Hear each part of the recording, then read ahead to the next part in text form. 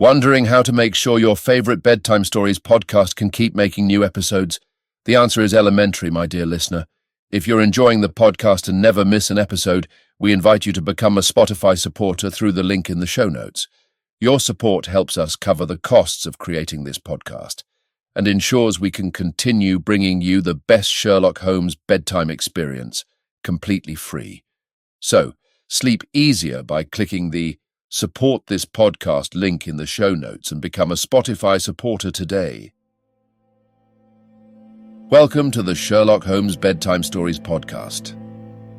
Each episode is a section from a classic, comforting Sherlock Holmes story with relaxing music to help you fall asleep.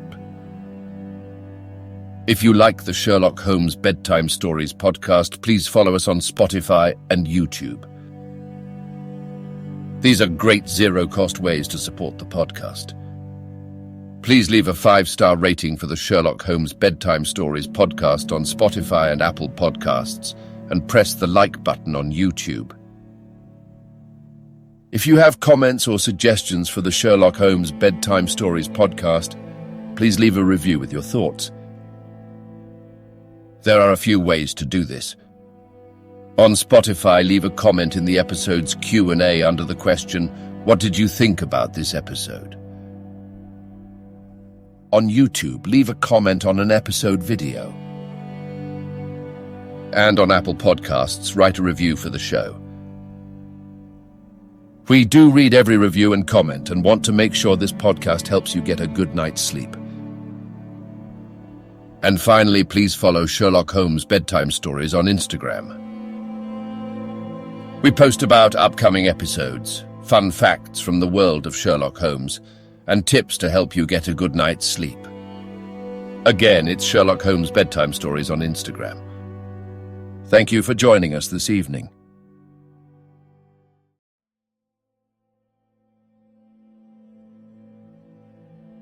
Now it's time to relax. Let your body fall into a comfortable position in your bed and drift gently into a state of total relaxation with tonight's story. The Valley of Fear. Part 2, The Scowrers.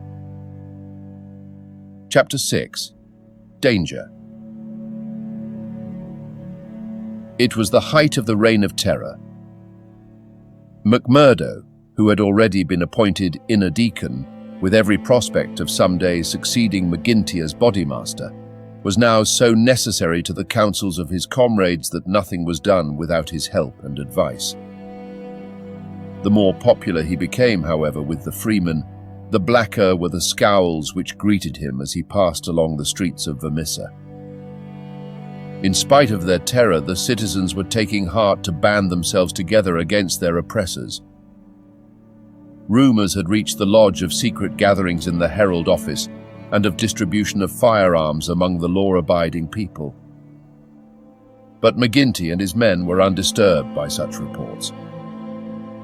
They were numerous, resolute, and well-armed. Their opponents were scattered and powerless. It would all end, as it had done in the past, in aimless talk and possibly in impotent arrests. So said McGinty, McMurdo, and all the bolder spirits. It was a Saturday evening in May. Saturday was always the lodge night, and McMurdo was leaving his house to attend it when Morris, the weaker brother of the order, came to see him. His brow was creased with care, and his kindly face was drawn and haggard. "Can I speak with you freely, Mr. McMurdo?" "Sure." "I can't forget that I spoke my heart to you once and that you kept it to yourself, even though the boss himself came to ask you about it." "What else could I do if you trusted me? It wasn't that I agreed with what you said." "I know that well, but you are the one that I can speak to and be safe. I've a secret here." He put his hand to his breast. "And it is just burning the life out of me. I wish it had come to any one of you but me. If I tell it, it will mean murder for sure. If I don't, it may bring the end of us all. God help me, but I am near out of my wits over it." McMurdo looked at the man earnestly. He was trembling in every limb. He poured some whiskey into a glass and handed it to him. "That's the physic for the likes of you," said he. "Now let me hear of it." Morris drank, and his white face took a tinge of colour. "I can tell it to you all in one sentence," said he. "There's a detective on our trail." McMurdo stared at him in astonishment. "Why, man, you're crazy," he said. "Isn't the place full of police and detectives, and what harm did they ever do us?" No, it's no man of the district. As you say, we know them, and it is little that they can do. But you've heard of Pinkertons?" "I've read of some folk of that name." "Well, you can take it from me you've no show when they are on your trail. It's not a take-it-or-miss-it government concern. It's a dead earnest business proposition that's out for results and keeps out till by hook or crook it gets them. If a Pinkerton man is deep in this business, we are all destroyed. We must kill him." "Ah, it's the first thought that came to you. So it will be up at the lodge. Didn't I say to you that it would end in murder?" "Sure, what is murder? Isn't it common enough in these parts?" "It is indeed. But it's not for me to point out the man that is to be murdered. I'd never rest easy again, and yet it's our own necks that may be at stake. In God's name, what shall I do?" He rocked to and fro in his agony of indecision. But his words had moved McMurdo deeply. It was easy to see that he shared the other's opinion as to the danger and the need for meeting it. He gripped Morris's shoulder and shook him in his earnestness. "See here, man," he cried, and he almost screeched the words in his excitement. "You won't gain anything by sitting keening like an old wife at a wake.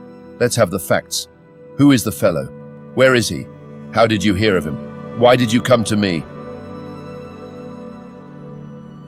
"I came to you, for you are the one man that would advise me. I told you that I had a store in the East before I came here. I left good friends behind me, and one of them is in the telegraph service. Here's a letter that I had from him yesterday. It's this part from the top of the page. You can read it yourself." This was what McMurdo read. "How are the Scowrers getting on in your parts? We read plenty of them in the papers. Between you and me, I expect to hear news from you before long. 5 big corporations and the 2 railroads have taken the thing up in dead earnest. They mean it, and you can bet they'll get there. They are right deep down into it. Pinkerton has taken hold under their orders, and his best man, Bertie Edwards, is operating. The thing has got to be stopped right now." And now read the postscript.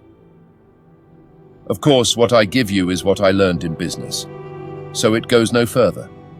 It's a queer cipher that you handle by the yard every day and can get no meaning from."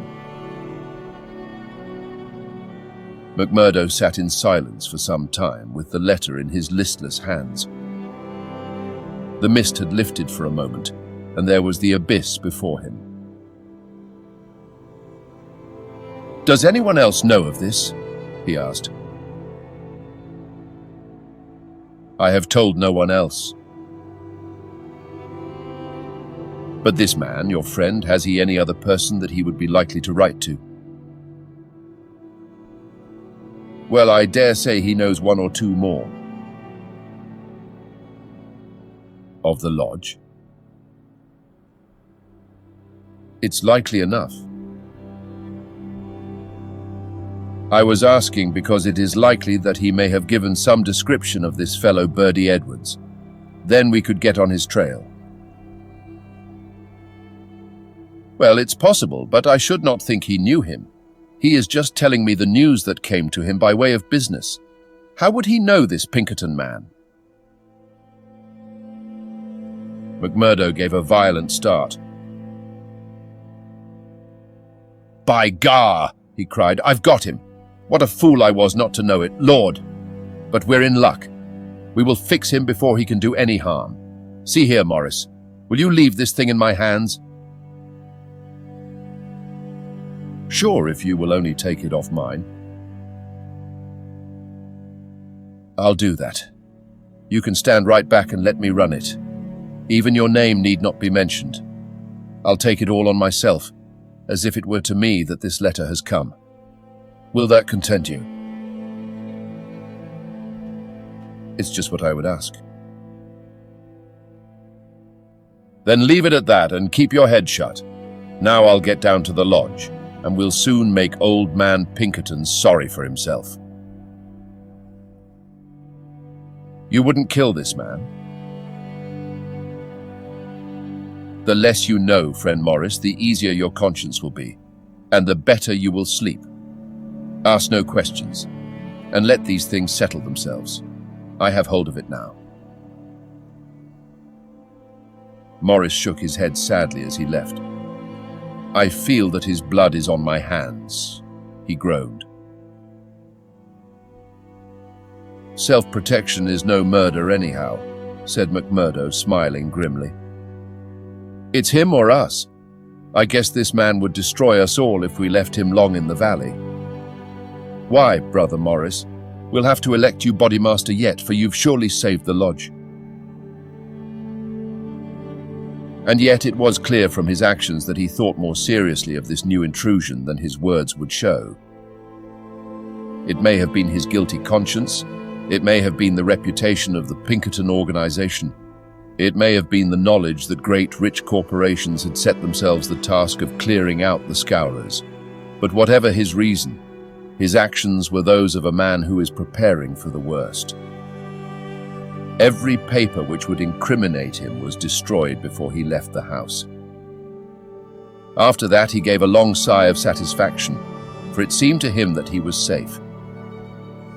And yet the danger must still have pressed somewhat upon him, for on his way to the lodge he stopped at old man Shafter's. The house was forbidden him, but when he tapped at the window, Etty came out to him. The dancing Irish deviltry had gone from her lover's eyes. She read his danger in his earnest face. Something has happened, she cried. Oh, Jack, you are in danger. Sure, it is not very bad, my sweetheart, and yet it may be wise that we make a move before it is worse. Make a move. I promised you once that I would go someday. I think the time is coming. I had news tonight, bad news, and I see trouble coming. The police. Well, a Pinkerton, but sure you wouldn't know what that is, Akushla, nor what it may mean to the likes of me. I'm too deep in this thing, and I may have to get out of it quick. You said you would come with me if I went. Oh, Jack, it would be the saving of you. I'm an honest man in some things, Etty. I wouldn't hurt a hair of your bonny head for all that the world can give, nor ever pull you down 1 inch from the golden throne above the clouds where I always see you. Would you trust me?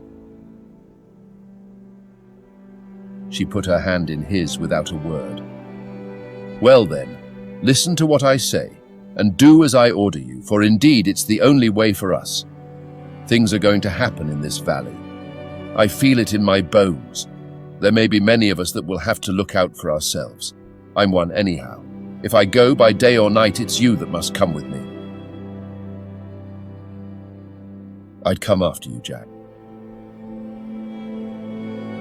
No, you shall come with me. If this valley is closed to me and I can never come back, how can I leave you behind, and me perhaps in hiding from the police, with never a chance of a message?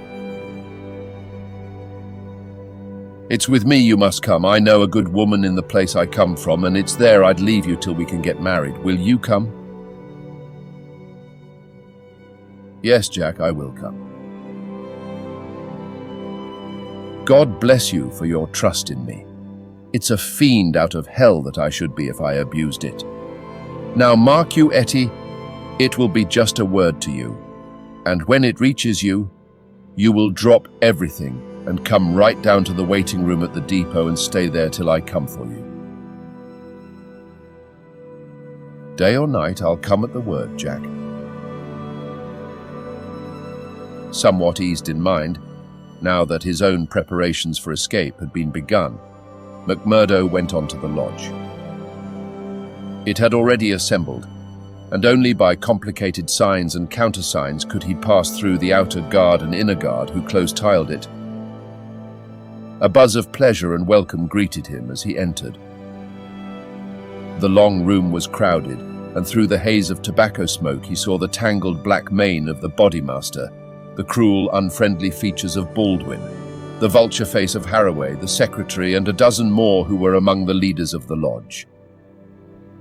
He rejoiced that they should all be there to take counsel over his news. "Indeed, it's glad we are to see you, brother," cried the chairman.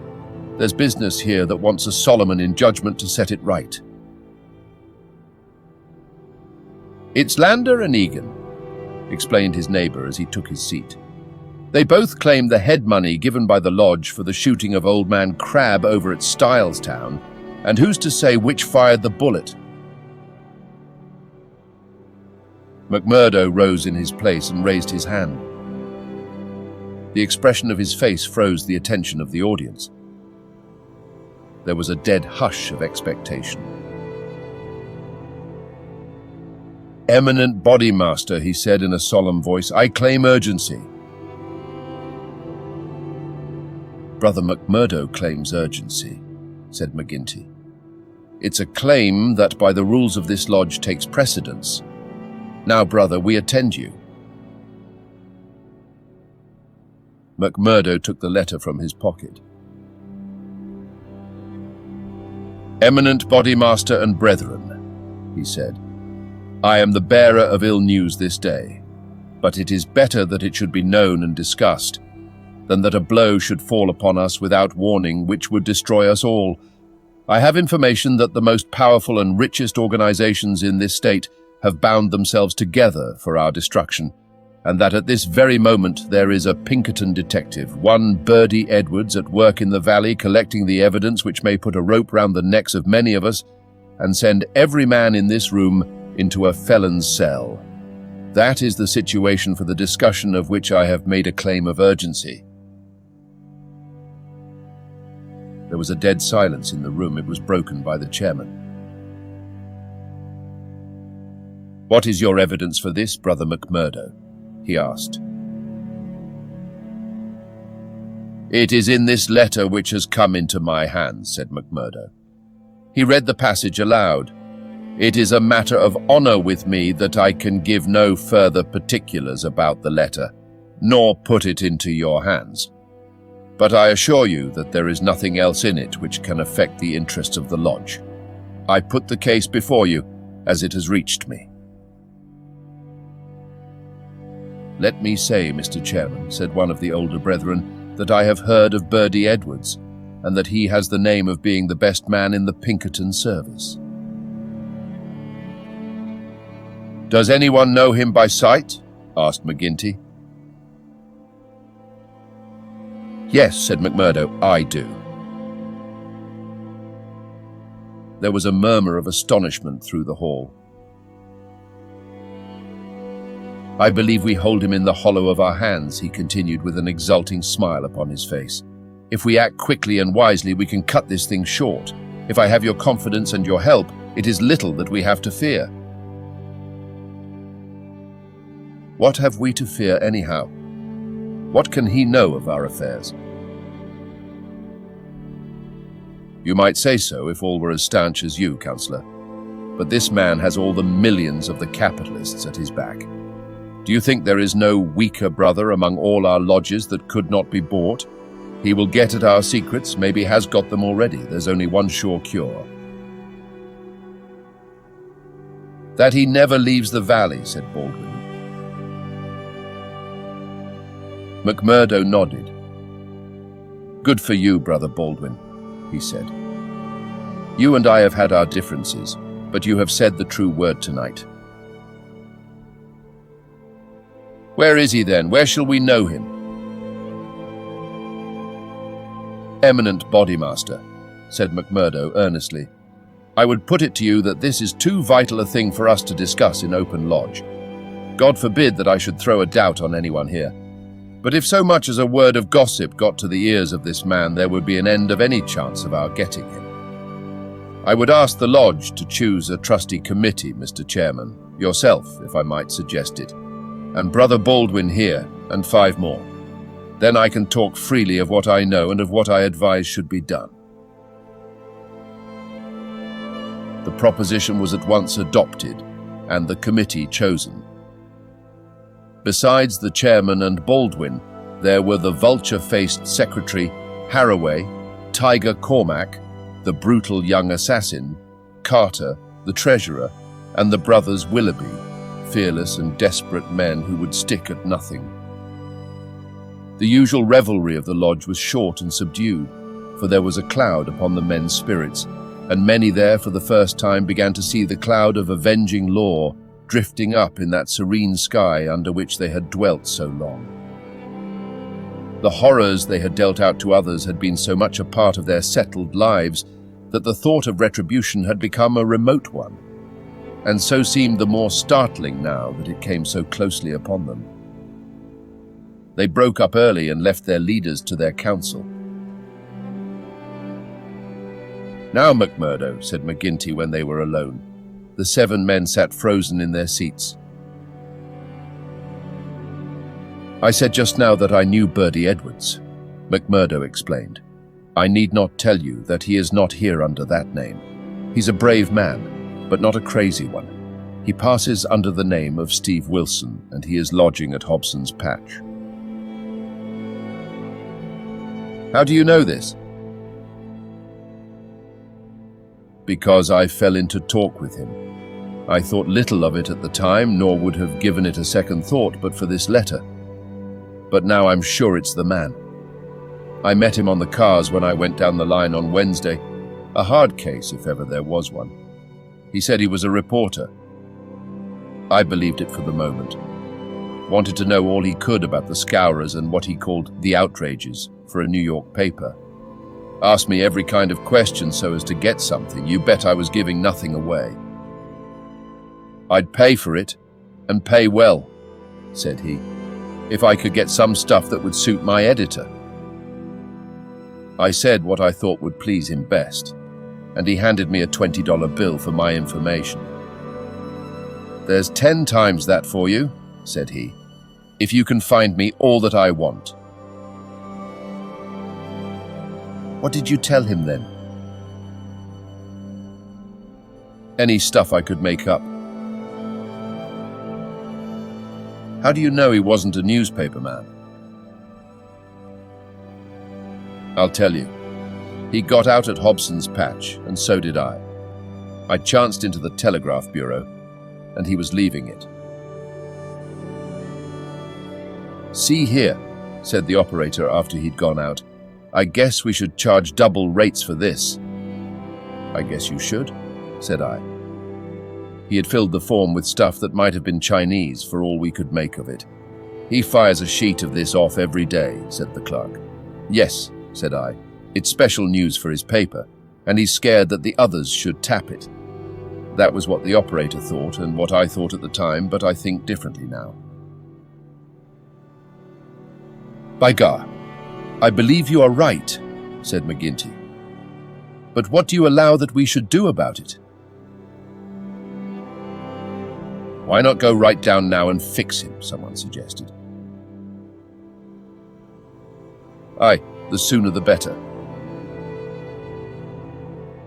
I'd start this next minute if I knew where we could find him, said McMurdo. He's in Hobson's Patch, but I don't know the house. I've got a plan, though, if you'll only take my advice. Well, what is it? I'll go to the patch tomorrow morning. I'll find him through the operator.